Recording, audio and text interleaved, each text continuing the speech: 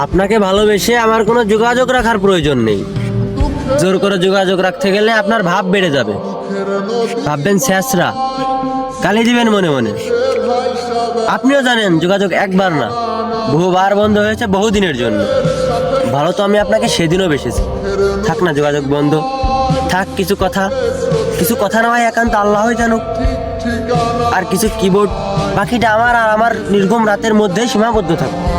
আসেন আফসোসটা বলি, এই জীবনের শেষ কুলে এহকালের দায়িত্ব ভুলে মনের জমিয়ে নবাবের চাদর বিছিয়ে ভিক্ষা চেয়েছিলাম তার আগমন, কিন্তু সে তো আমায় ভালোবাসিনি।